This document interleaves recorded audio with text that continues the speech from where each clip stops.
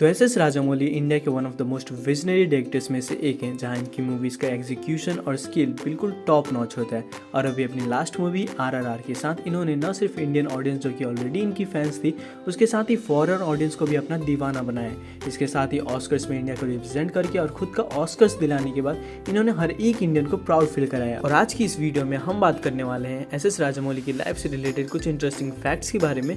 So hey guys, welcome back to super nerd TV, जहां आज की इस वीडियो में हम बात करने वाले हैं एस राजामौली की लाइफ के 12 इंटरेस्टिंग फैक्ट्स के बारे में। इसके साथ ही अगर चैनल पर नए हो तो चैनल को सब्सक्राइब कर लेना है ऐसी ऑसम कंटेंट्स के लिए। So now without any delay let's get into it. Fact number 1, S Rajamouli का जन्म 10 अक्टूबर 1973 में एक तेलुगु फैमिली में हुआ था और इनके पिता का नाम है KV विजेंद्र प्रसाद, जो कि एक बहुत ही पॉपुलर स्क्रीन राइटर है, जिन्होंने एस राजामौली की बाहुबली सीरीज और RRR जैसी मूवीज़ की स्टोरीज को लिखा है। और साथ ही इन्होंने सलमान खान की बजरंगी भाईजान की स्टोरी भी लिखा था, जो कि सलमान खान की अब तक सबसे ज़्यादा कमाई करने वाली मूवी है। फैक्ट नंबर 2, एस राजामौली का कहानियों के साथ प्यार तब से ही शुरू हो चुका था जब वो अपने सेकेंड स्टैंडर्ड में थे, और तभी उनकी दादी ने उन्हें रामायण और महाभारत जैसी एपिक्स की दुनिया से इंट्रोड्यूस कराया। और इसका असर कहीं ना कहीं आज भी उनकी मूवीज़ जैसे कि बाहुबली और RRR में देखने को मिलता है, जहां इन मूवीज़ के कैरेक्टर्स कहीं ना कहीं इन्हीं एपिक्स से इंस्पायर्ड लगते हैं। और साथ ही इन लार्जर देन लाइफ कैरेक्टर्स को जिस तरह से राजामौली सर अपनी मूवीज़ में प्रेजेंट करते हैं, वो किसी आर्ट से कम नहीं है। फैक्ट नंबर 3, जहां हमारे पेरेंट्स हमें पढ़ाई लिखाई के लिए बचपन से ही डांटते आए हैं, पर वहीं राजामौली के पेरेंट्स इस मामले में कुछ अलग थे, क्योंकि उनकी माँ चाहती थी कि वो इंग्लिश सीखे और इसलिए वो अक्सर उन्हें दूसरे शहर ले जाया करती थी इंग्लिश मूवीज़ दिखाने के लिए। और साथ ही वो उन्हें बोलती थी कि वो अपने फ्री टाइम्स में कॉमिक्स और स्टोरी बुक्स पढ़ा करे, और वो उन्हें कभी भी पढ़ाई लिखाई के लिए प्रेशर नहीं दिया करती थी। क्या किस्मत है यार। नाउ आई नो कि एस राजामौली बचपन से ही बहुत लकी है। फैक्ट नंबर 4, अब फिल्मों को लेकर ये जज्बा सिर्फ एस राजामौली के अंदर ही नहीं था, जहां इनके पिता KV विजेंद्र प्रसाद और चाचा शिवशक्ति दत्ता भी फिल्मों को लेकर काफ़ी ज़्यादा पैशनेट थे, और इस कारण से वो दोनों ही अपने ज़मीन जायदाद को बेच के मद्रास शिफ्ट हो गए थे फिल्में बनाने के लिए। उन्होंने बहुत सी मूवीज़ बनाना शुरू किया जो कि कभी ख़त्म ही नहीं हो पाई, और इस कारण से उनके फैमिली को बहुत से फाइनेंशियल प्रॉब्लम्स का भी सामना करना पड़ा। बट उन्होंने कभी भी हार नहीं माना और अपनी मेहनत को जारी रखा और फिल्मों में एज राइटर्स के तौर पर काम करना शुरू किया, जिसके बाद आगे चल के KV विजेंद्र प्रसाद को इस फील्ड में काफ़ी ज़्यादा सक्सेस भी मिला। फैक्ट नंबर 5, एस राजामौली जब तक अपने 20s में थे तब तक वो फैसला नहीं कर पा रहे थे कि उन्हें अपनी लाइफ में क्या करना है, और इस कारण से उनके पिता भी उन्हें काफ़ी ज़्यादा डांटते थे, और इस कारण से वो तेलुगु इंडस्ट्री में एंटर करते, जहाँ से उनके मेहनत का ये सफ़र शुरू होता है।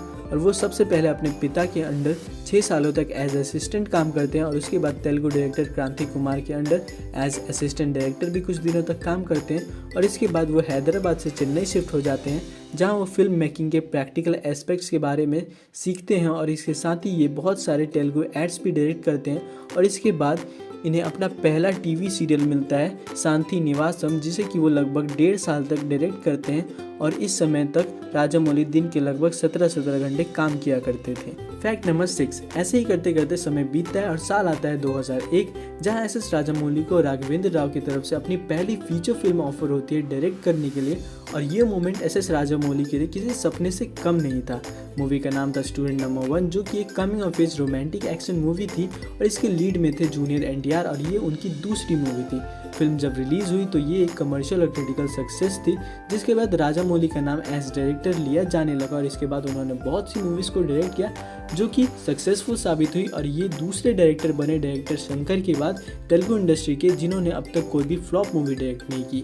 फैक्ट नंबर 7, इन सब चीज़ों के बाद साल 2009 में एस राजामौली ने डायरेक्ट किया फैंटेसी एक्शन मूवी मगधीरा, जिसके लीड में रामचरण और काजल अग्रवाल थे। और साथ ही ये मूवी उस टाइम 35 से 45 करोड़ के बजट पे बनी थी, जो कि उस टाइम की सबसे ज़्यादा महंगी तेलुगु मूवी थी। और साथ ही ये मूवी अपने रिलीज़ के बाद ही तेलुगु इंडस्ट्री की सबसे ज़्यादा पैसे कमाने वाली मूवी भी बनी, और इस मूवी के लिए एस राजामौली को बहुत सारे अवार्ड्स भी मिले, जिनमें कि बेस्ट विजुअल्स का अवार्ड और साथ ही बेस्ट डायरेक्टर का अवार्ड भी शामिल था। बाद में इस मूवी को तेलुगु, तमिल, मलयालम और जापानीज जैसी मूवीज़ में भी डब किया गया, और साथ ही ये सारी लैंग्वेजेस में ये मूवी ब्लॉकबस्टर साबित हुई। इसके बाद ही एस राजामौली लोगों के नज़रों में आना शुरू हुए, और ये उनके सक्सेस की शुरुआत थी। फैक्ट नंबर 8, अब इतनी सारी सक्सेसफुल मूवीज डायरेक्ट करने के बाद एस.एस. राजामौली अपने करियर के बहुत ही कंफर्टेबल जोन में थे और इस कारण वो डिसाइड करते हैं कि अब से वो अपनी मूवीज़ में रिस्क लेना स्टार्ट करेंगे, जिस कारण से उन्होंने ईगा मूवी को डायरेक्ट किया, जिसे कि हिंदी में डब करके मक्खी मूवी का नाम मिला और साथ ही इस मूवी को पैन इंडिया लेवल पर रिलीज़ किया गया था, जहाँ इसके साउथ वर्जन तो बहुत ही सक्सेसफुल साबित हुए थे, बट इस मूवी को हिंदी वर्जन में उतना अच्छा खासा रिस्पॉन्स नहीं मिला, जिसके बाद इस मूवी का कैंस फिल्म फेस्टिवल में भी स्क्रीन किया गया था और इसे काफ़ी अच्छा रिस्पॉन्स मिला था। फैक्ट नंबर 9, फिर इसके बाद साल आया 2015 जब एस.एस. राजामौली उस मूवी पे काम कर रहे थे जो कि उनके फ्यूचर को पूरी तरह से बदलने वाला था, क्योंकि वो बाहुबली सीरीज़ पे काम कर रहे थे, जिसमें कि हमें राणा दग्गुबाती, प्रभास, अनुष्का शेट्टी और तमन्ना जैसे बेहतरीन कास्ट देखने को मिली थी। इसके बाद जब ये मूवी रिलीज हुई थी, इसने बॉक्स ऑफिस के सारे रिकॉर्ड्स तोड़ दिए, ना सिर्फ रीजनल बल्कि नेशनल लेवल की, और साथ ही इंडिया के सबसे ज़्यादा पैसे कमाने वाली मूवी बनी और साथ ही पहली मूवी बनी जिसने कि डब्ड वर्जन में 100 करोड़ का कमाई किया हिंदी वर्जन में। इसके साथ ही इस मूवी के बाद एस.एस. राजामौली को पूरे देश भर से अप्रिसिएशन मिलना शुरू किया और साथ ही जब इस मूवी का सेकंड पार्ट रिलीज हुआ, जिसने बॉक्स ऑफिस के पुराने सारे रिकॉर्ड्स को तोड़ते हुए इंडिया की सबसे ज़्यादा कमाई करने वाली मूवी बनती है, जो कि टोटल 1800 करोड़ का बॉक्स ऑफिस कलेक्शन करती है। और इस मूवी के बाद न सिर्फ एस.एस. राजामौली का फ्यूचर बल्कि पूरे इंडियन सिनेमा का फ्यूचर बदल जाता है, क्योंकि इस मूवी के बाद ही पैन इंडिया मूवीज़ का ट्रेंड स्टार्ट हुआ और साथ ही रीजनल मूवीज़ को अपना रिकॉग्निशन मिलना शुरू हुआ।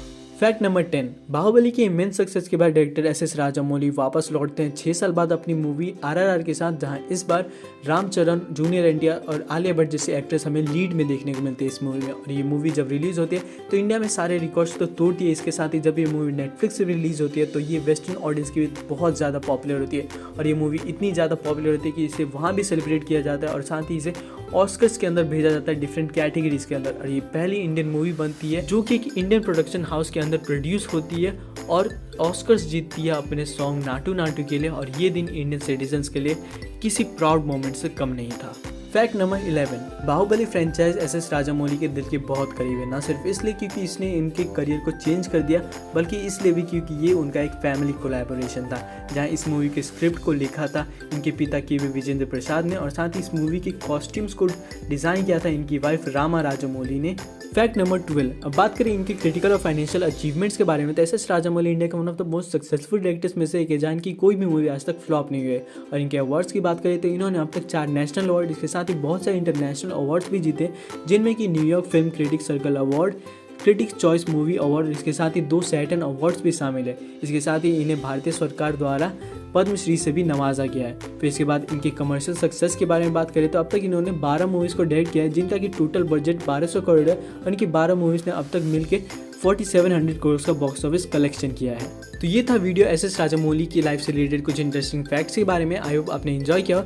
इसके साथ ही अगर आपको वीडियो पसंद आए तो वीडियो को लाइक करना, चैनल पे नए हैं तो चैनल को सब्सक्राइब करना, क्योंकि हम अपने चैनल पे ऐसे वीडियोस डालते रहते हैं। इसके साथ ही मैं तुमसे मिलता हूँ अगली वीडियो में। Till then, peace out.